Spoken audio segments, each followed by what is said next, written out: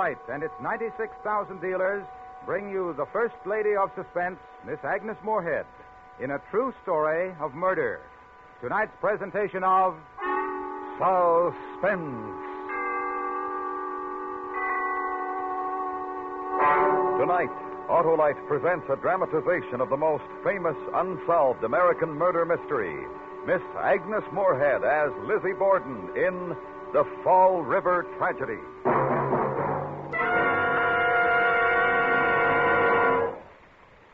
Hey, Hap, why the downcast look? My battery is dry, Harlow, and my car won't start. Well, Hap, that's one of the big reasons you should have an Autolite Stay Full battery, the famous battery that needs water only 3 times a year in normal car use. You mean... Why, the Autolite Stay Full has over 3 times the liquid reserve of batteries without Stay Full features. And this helps prevent one of the major causes of battery failure.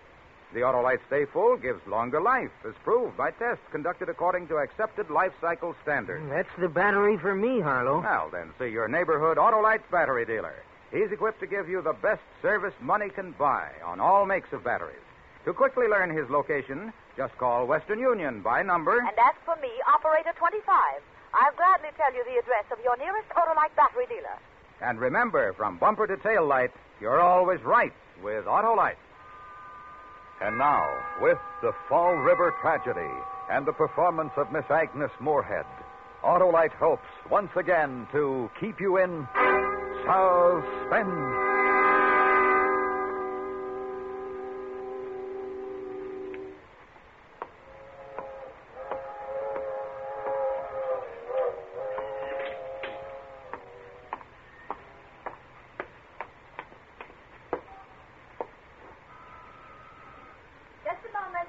Just a moment, I'm coming.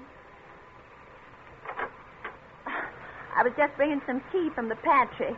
You're Mr. Lippett from the magazine? Yes, I'm Elizabeth Borden. Won't you come in? Come on in. I thought we might sit in the morning room. I have all the things in there, the newspaper clippings and pictures about the trial. Yes, you may sit there, if you will. Lizzie Borden took an axe and gave her mother 40 whacks. Then she took another one and gave her father 41. That child followed you here. They follow anybody who comes and shout their words. That has been part of my punishment. My whole life since the trial has been a punishment, the worst punishment that anyone innocent or guilty could ever face. They think I'm guilty. Took an axe and gave her mother Everyone 40 does. They always did, but I'm not. Took another one and Jury gave said I her wasn't. mother 41. You must forgive me. I'll pour your tea and tell you all about it. It was my father and my stepmother who were killed, if you'll remember. It was a long time ago. Father, where he lay on a couch in the living room, and my stepmother upstairs, where she'd been attending to the making of the beds. First, Dr. Bowen came over, and then, in a little while, the police were there, too. After some time had passed, I was arrested and brought to trial. And all my friends were witnesses against me.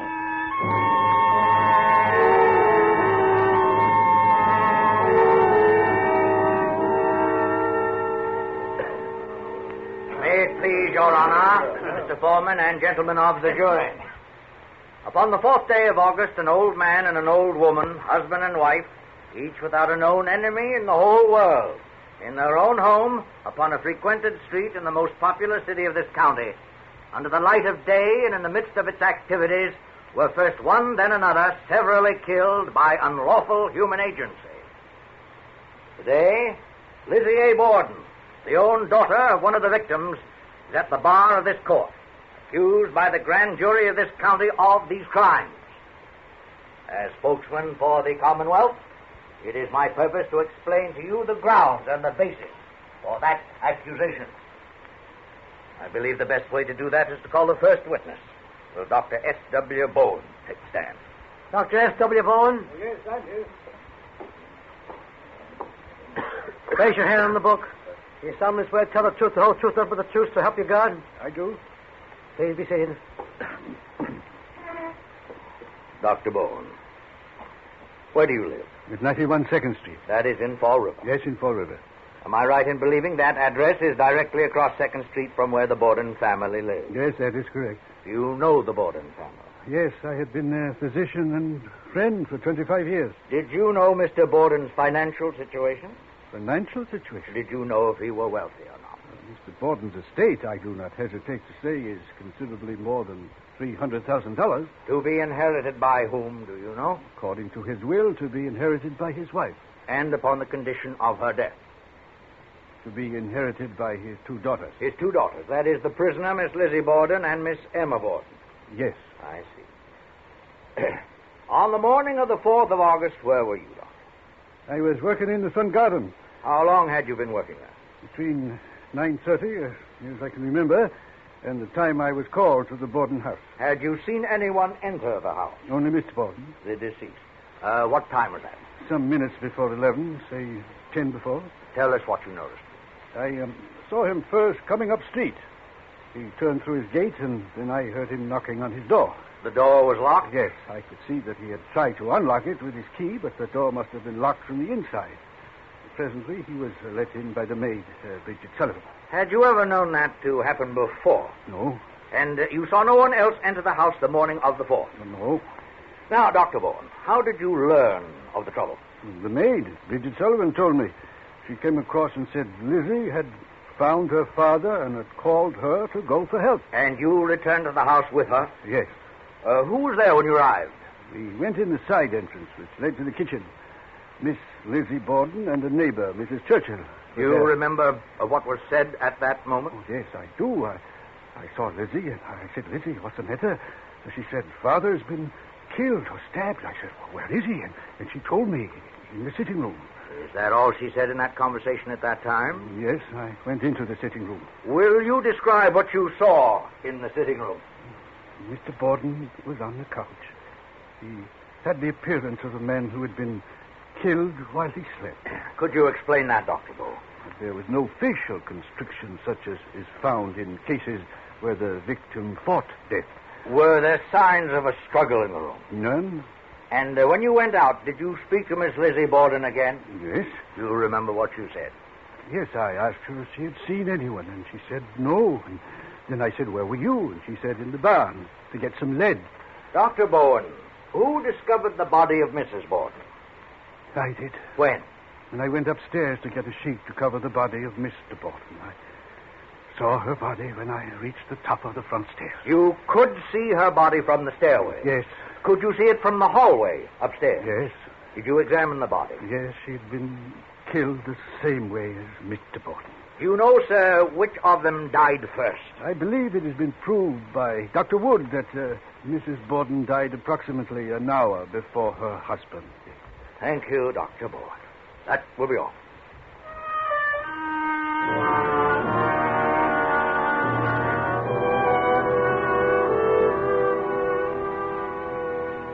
And then he took another one and gave her father 41. This lawyer's name was Mr. Moody. Oh, he was just full of hate. And he had a way to fill everybody else with hate, with the questions he asked. He made all my friends witnesses against me. Yes, Miss Russell, who lived next door south, and Miss Churchill, who lived next door north. Mr. Moody made them say things to make the jury believe that no one could have gone into the house without being seen, and that no one had, yes? So the murders were committed by someone who was there. And Bridget Sullivan was the only other one there. But there wasn't anybody who suspected her. She was just a witness against me, like the rest of them.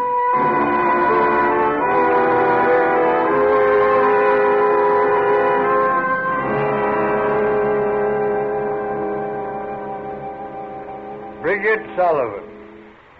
How long have you known the prisoner? I worked at that house for almost 3 years. Would you say they were a happy family? No, sir. Will you explain what you mean, please? There were feelings between Mrs. Borden and the two girls. Miss Lizzie, Miss Emma? Yes. Mrs. Borden was her stepmother. They didn't like her. Well, did they show their dislike in any definite way? Well, Miss Lizzie never called her mother. She always called her Mrs. Borden. Do you know why she did that, or what started the feeling? Yes. There was an argument about some property. Mr. Borden gave some over to Mrs. Borden. Miss Lizzie thought his property should go to his own flesh and blood. How do you know this happened? I heard her arguing with her father. Do you remember the words that were spoken? They argued about the property, and Mr. Borden said, Mother has a right to it. And Miss Lizzie said, don't call her mother. She's a mean old thing and we hate her. By we, she meant her sister and her. Yes, And from that time, Miss Lizzie never called Mrs. Borden mother. never that I heard. Miss Sullivan, what were you doing the morning of the murder? I've been washing windows. Who was in the house that morning? Miss Emma was not. She'd been gone since the day before, visiting friends. Mr. and Mrs. Borden had breakfast, and then he left. Well, what time was that? Near 9 o'clock. What about Mrs. Borden? She was dusting. She told me to wash the windows. Then I never saw her again. Will you repeat that, please? I never saw her again. I even asked Miss Lizzie where she was, and she told me she went out. Miss Lizzie told you her stepmother had gone out? Yes. She said a note had come and that Mrs. Borden had gone to see a sick friend. Did you see the note? No, sir. No, I never saw it. Did you see Mrs. Borden leave? No, sir. If she had indeed left, which door would she have gone out? The front door, sir. And yet that was the door you unlocked and opened to admit Mr. Borden a few minutes before 11. Yes. How was it locked? It was bolted from the inside. Did you lock it? No, sir. And obviously no one going out that way could lock it from the outside. No, sir. What about the other doors? They were locked. You sure of that? Yes, sir. So no one could have come into the house that morning. I don't think so. All right, Miss Sullivan. Now, when you heard Mr. Borden knock on the door, you went to it. Yes, sir. Miss Sullivan, where was Lizzie Borden at that moment? Upstairs or on the stairway. How do you know that's where she was? Because when I was walking to the door, I heard her laugh. You heard her laugh? Yes, sir. And she came down the front stairs after I let her father in.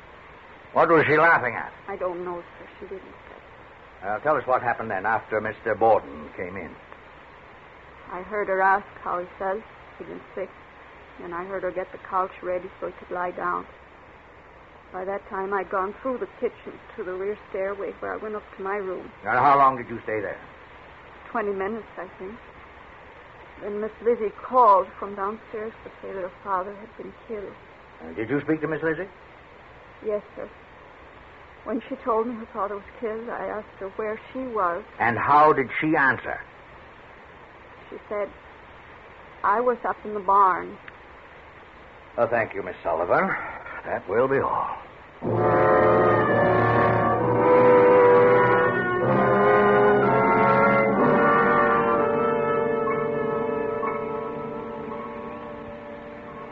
This lawyer, this Mr. Mooney, was awfully clever. You understand the Commonwealth had no physical evidence, nor any witnesses to the murders.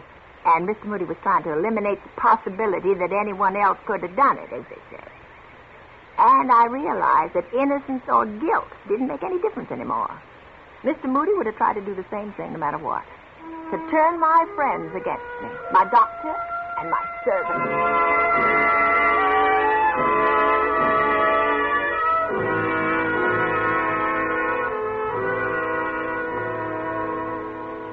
Captain Harrington, being in charge of the investigation of the day of the murders, did you question Miss Lizzie Borden?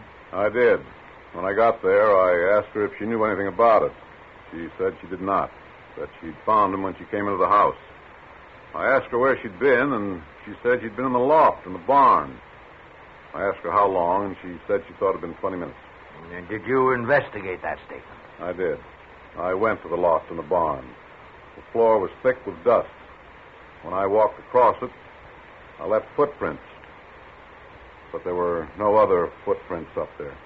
There was no evidence that anyone else had been there? No evidence at all. That will be all, Captain Harrington. Thank you. I would like to ask the jury to pause for a moment and weigh the testimony heard thus far. I should like to remind you that it was given by persons who would rather not speak against the prisoner and who spoke only the truth under oath. Now, I should like to ask the prisoner, Miss Lizzie Borden, to take the stand.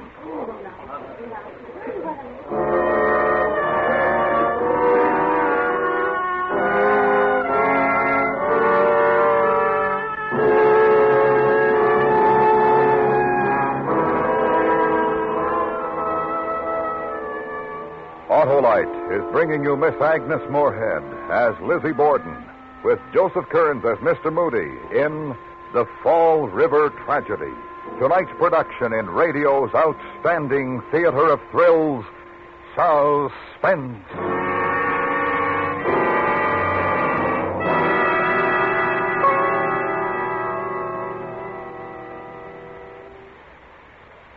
Say, Hap, where were we?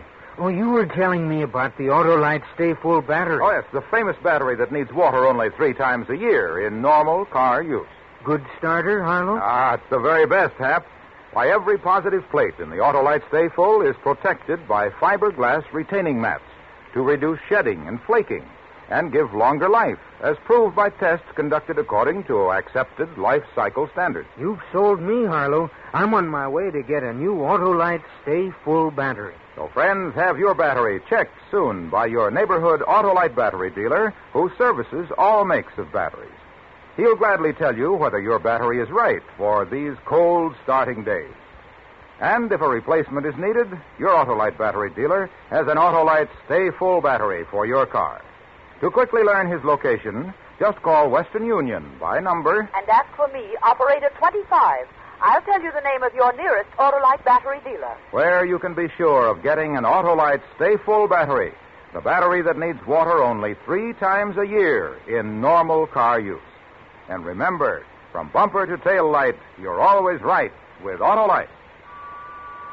And now, Autolite brings back to our Hollywood soundstage Miss Agnes Moorehead as Lizzie Borden in Elliot Lewis's production of The Fall River Tragedy. A true story, well calculated to keep you in suspense.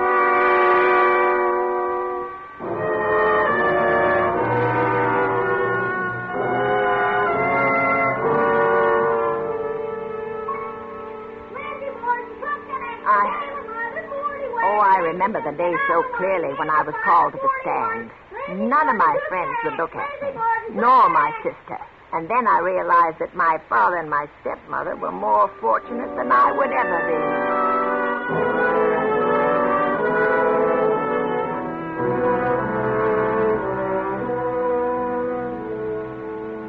be. You, Lizzie A. Borden, swear to tell the truth, the whole truth, help you God?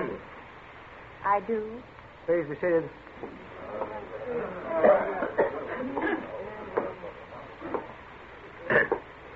Miss Borden, did you ever have any trouble with your stepmother? No. Miss Borden, do you mean not within that past year? No, about 2 years ago. Well, then you did have trouble with her. If you wish to call it that. What was it about? About my stepmother's stepsister, Miss Whitehead. Was it a violent expression of feeling? There was simply a difference of opinion. In regard to what? In property. Her father's house was for sale on 4th Street, and my father bought her stepsister's share and gave it to her. To your mother? My stepmother. He thought what he did for her he should do for his own flesh and blood. Did you at that time say to your father, don't call her mother, she's a mean old thing and we hate her?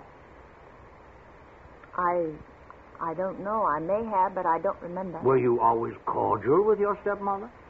That depends upon one's idea of cordiality. Was it cordial according to your ideas of cordiality? Yes.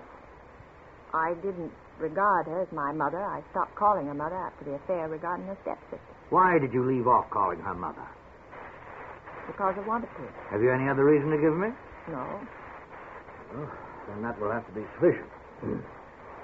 Now, Miss Borden, we come to the morning of August 4. That morning, did you breakfast with your father and stepmother?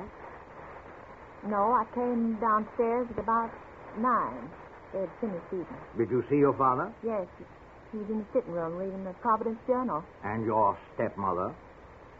Saw her in the dining room. She had a dusting call. That was about 9. Yes. When did you see your stepmother again? After I'd eaten the pear and come back into the dining room. She told me she had a note and was going out to see a sick friend. She said she'd get the dinner. Did you see the note? No, sir. Did you see your stepmother leave? No, sir. Or did you hear her leave? No, How long did you stay downstairs? Oh, I'm not sure. I ate a pear and drank a cup of tea and then went back to my room. Your room. That's up the front stairs to the rear. Yes. Is that correct? Yes. That is across the hallway and a few paces to the rear of the room where your stepmother's body was later found. Yes. How long did you stay in your room? I don't know. It must have been an hour. Did you see anyone up there? No, sir. Did you hear anything? No, sir. What were you doing? I was sewing a piece of lace on a garment. Do you know that medical examination has proved that your stepmother was killed approximately an hour before your father? Yes. Do you understand that to mean she was killed at approximately 10 o'clock? Yes. Were you in your room at 10 o'clock? I think I was. But you heard nothing. Nothing like the sound of a person being struck down a few paces away. No, sir. That is extraordinary. Now, Miss Borden, you insist that you did not leave your room for close to an hour. Yes, sir. Now, where was your father? He had left. He went downtown after 9. Do you understand that the front door and all the doors were locked from the inside when he returned a few minutes before 11? Yes. Did you lock it? No, sir. Do you understand that the witness, Miss Bridget Sullivan, testified that she did not lock it? I heard her say that. Well, then who locked it? I don't know. Did you hear your father try to get in? Yes, sir. Were you still in your room? I was coming down. You had passed the spare room and were on the stairs. Yes. Didn't you see anything? If I had looked in, I should have seen Miss Borden. I didn't look in. I didn't see anything. What did you laugh at? I did not laugh. Did you hear a witness's sworn statement that you did laugh? Yes. Must have been mistaken. I see. Now, when your father came in through the door Bridget Sullivan had unlocked, you came downstairs. Yes. Did you speak with your father? I asked him how he was feeling, and he said he thought he would lie down. And that is when he went to the couch in the sitting room. Did you help him? Yes. Yes, I went with him and covered him with a shawl. And then what did you do? I went up in the barn to get some lead. What kind of lead? For fishing sinkers.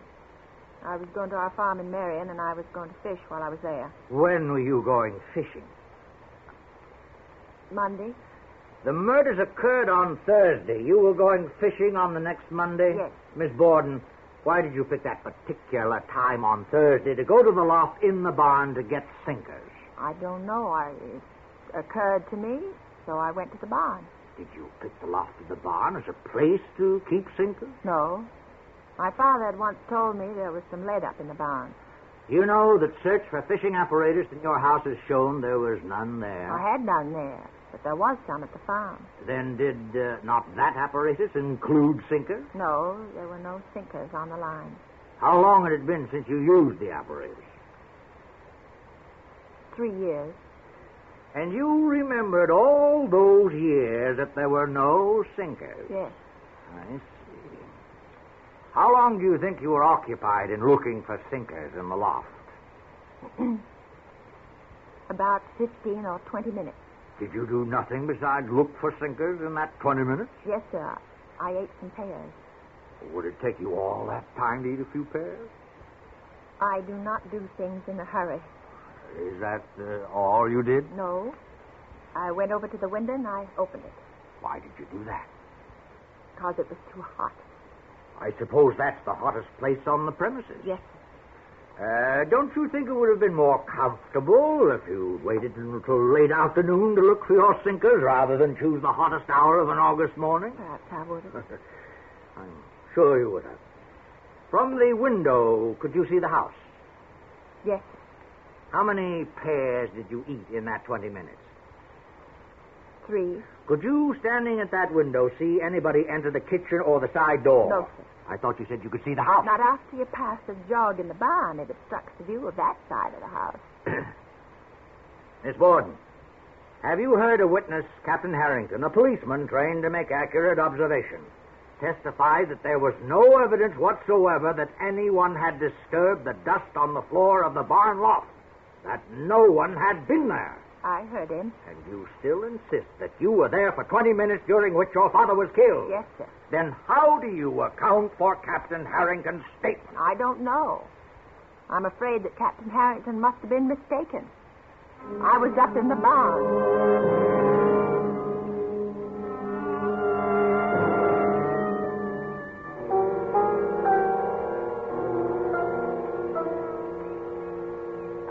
Mr. Moody was terribly clever. He suggested a motive, two motives, the hate for my stepmother and the inheritance. He suggested the story of being in the barn was false. He suggested that the story of the note and my stepmother leaving was false. He suggested that I was guilty, but I'm not. The jury said I wasn't. They found me not guilty. They didn't find the axe. They didn't find blood stains or destroyed clothes or anything, just circumstance. But it doesn't seem to matter what the jury said. Nobody else thinks I'm innocent. Lizzie Borden, that's why they punish me. But I am innocent, no matter what people think. I stood trial, and I am innocent. I swear I am. I swear I am. I'm sorry. Will you stop that? Stop it. She was not my mother. Oh, you're leaving. Don't go. I haven't finished. I haven't shown you the pictures or the newspaper clippings. I saved them all to show somebody. Why are you leaving like this, Mr. Lippert? You haven't even finished your tea. I didn't finish telling you my...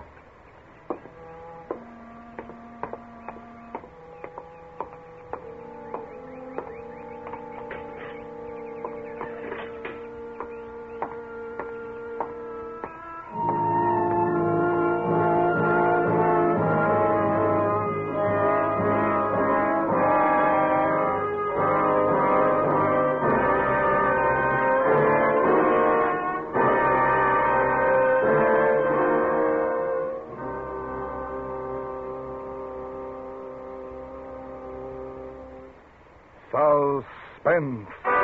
Presented by Autolite. Tonight's star, the First Lady of Suspense, Miss Agnes Moorehead.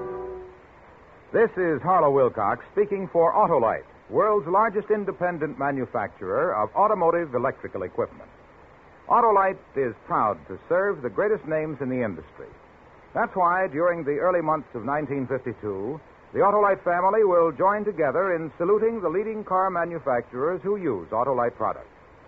Our Autolite family is made up of the nearly 30,000 men and women in 28 great Autolite plants from coast to coast and in still other Autolite plants in many foreign countries.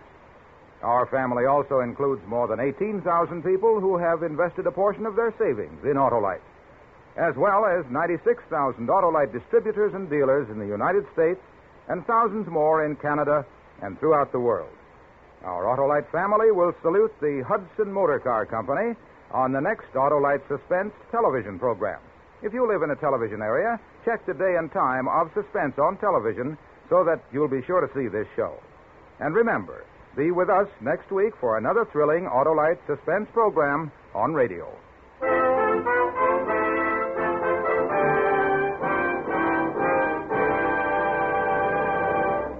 Next week on Suspense, our star will be Mr. Richard Basehart, who will portray a man who found it necessary to commit the perfect crime, a tale we call The Perfectionist. In weeks to come, we shall also present Mr. Charles Boyer, Mr. J. Carroll Nash, and Mr. James Mason, all on Suspense. Suspense is produced and directed by Elliott Lewis, with music composed by Lucien Morawick and conducted by Lud Gluskin. The Fall River Tragedy was written for Suspense by Gil Dowd. In tonight's story, Joseph Kearns was heard as Mr. Moody. Featured in the cast were Peggy Weber, Herb Butterfield, Ralph Sedan, Will Wright, and Stuffy Singer.